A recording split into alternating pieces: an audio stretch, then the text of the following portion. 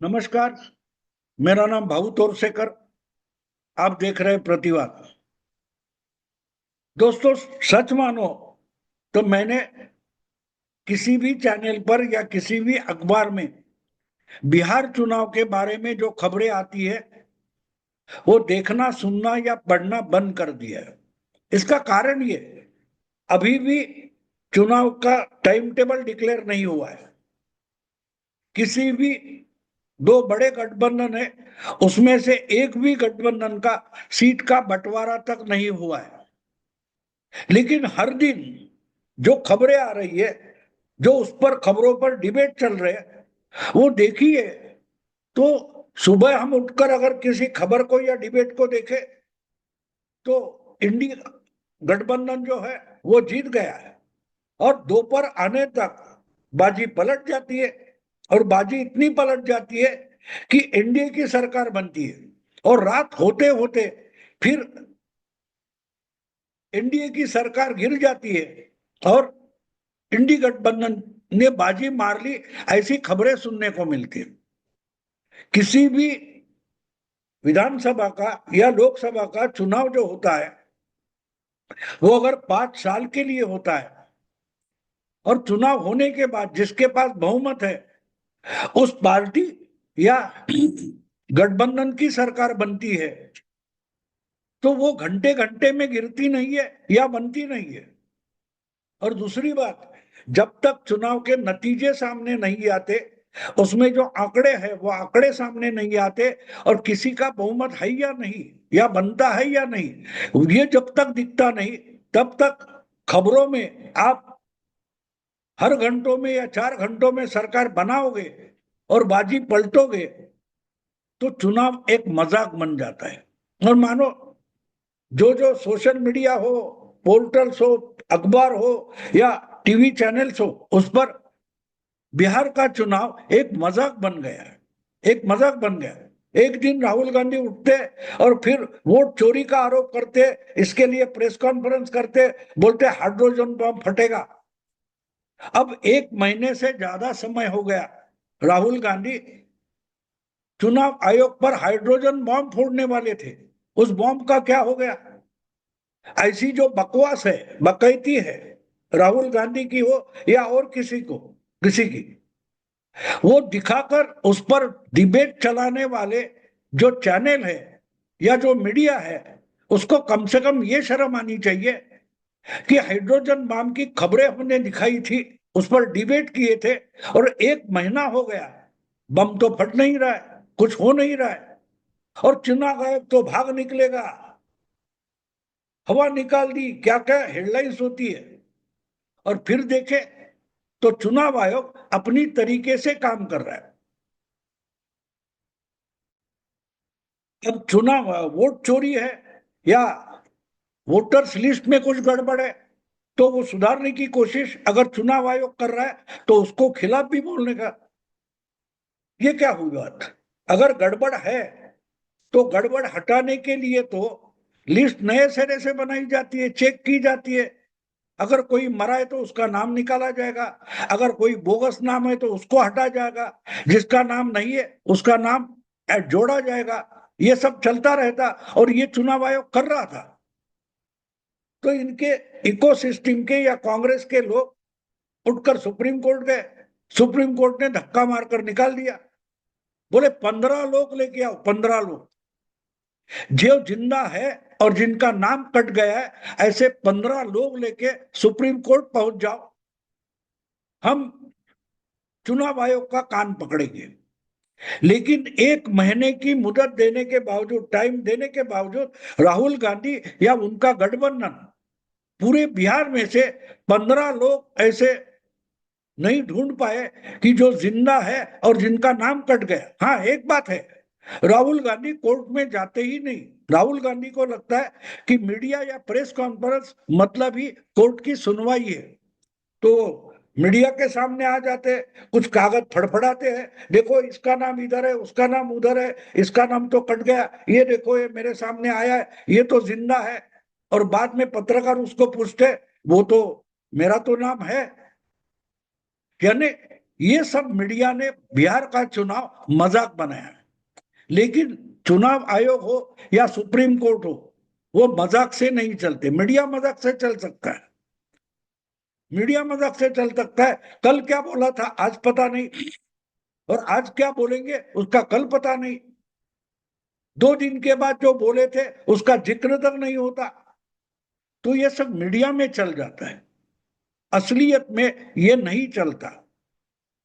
वास्तविकता जो है वो चुनाव होने वाले हैं, चुनाव आयोग वो चुनाव करने वाले हैं। या ऐसे बिना आधार के, जिसको सर और पैर नहीं है, ऐसे आरोपों से कुछ भी रुकने वाला नहीं है। हाँ, एक बात है, जो टाइम व जो मेहनत आप चुनाव जीतने के लिए कर सकते थे, वो अगर आपने नहीं की है और फालतू की टाइम पास में वो आरोप पर लगा दिए, तो दूसरी साइड वो काम कर रही है, वो जीत जाएगी।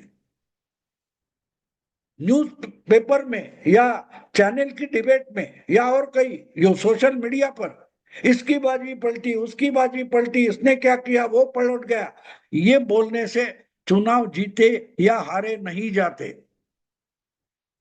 हारे नहीं जाते या जीते भी नहीं जाते। इसलिए आज बिहार चुनाव एक मजाक बन गया है।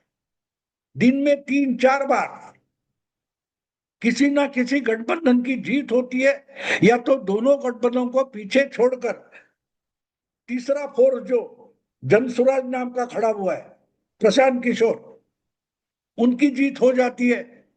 कभी प्रशांत किशोर कांग्रेस के वोट तोड़ते हैं, कभी प्रशांत किशोर यानी जनसुराज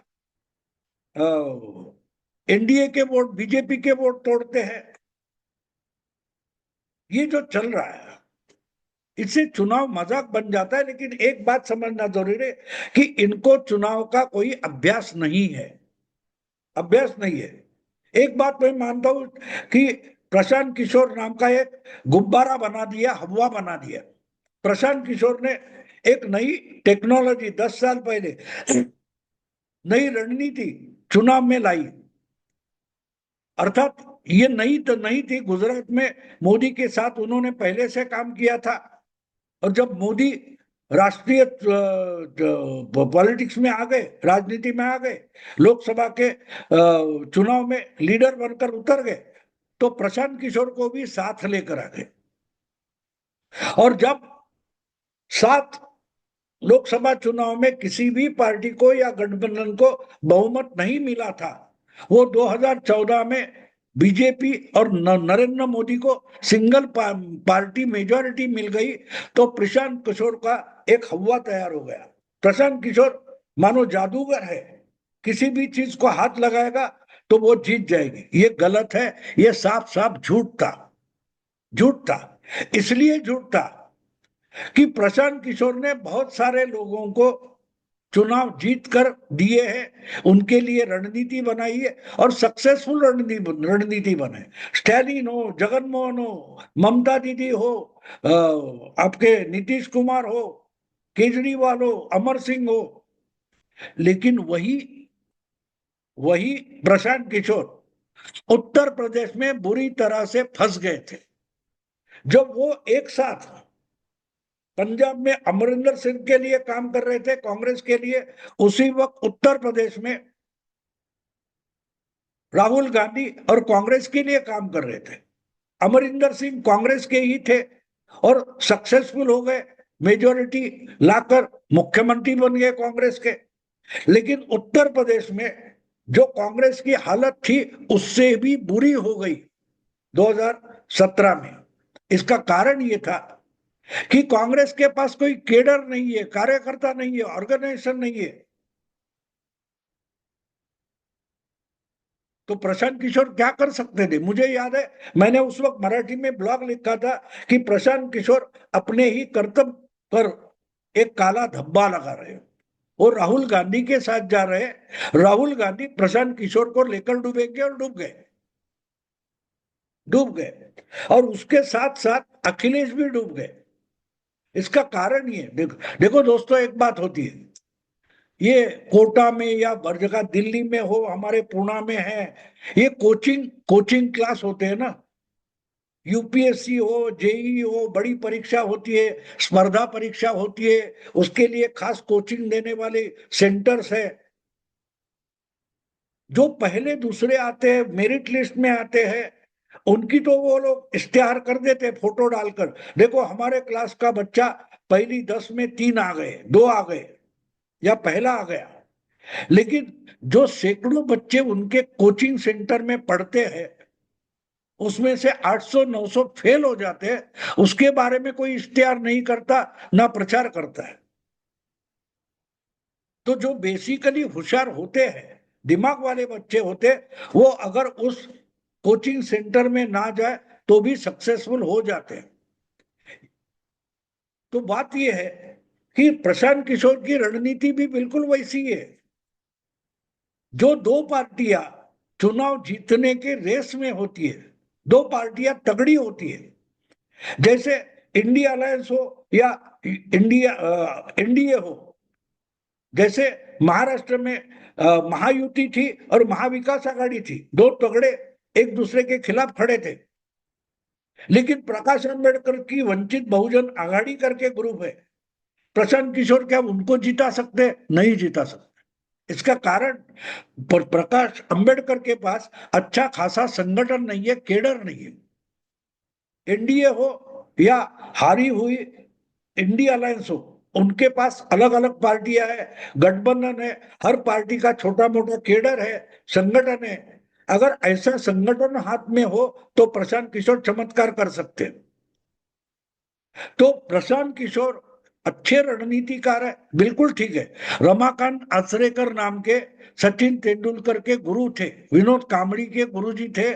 बहुत सारे 800 900 या 1000 बच्चों को रमाकांत आचरेकर ने क्रिकेट सिखाई, लेकिन वो खुद टेस्ट मैच नहीं खेले ना, उन्होंने कभी खुद क्रिकेट यानी टेस्ट मैच हो, वनडे हो, उसमें जाकर खेलने की कोशिश तक नहीं की, क्योंकि उनको मालूम था वो कोच है। उसी ढंग से प्रशांत किशोर कोच है। और जब तक वो एक एक यानी अभी होने वाला जो बिहार का चुनाव है, वो अपनी पार्टी जो उन्होंने बनाई है उसके क्या नंबर आते हैं वो देखने के पहले ही ये चमत्कार करेंगे, जादू करेंगे, ये बातें बोलना मूर्खता है।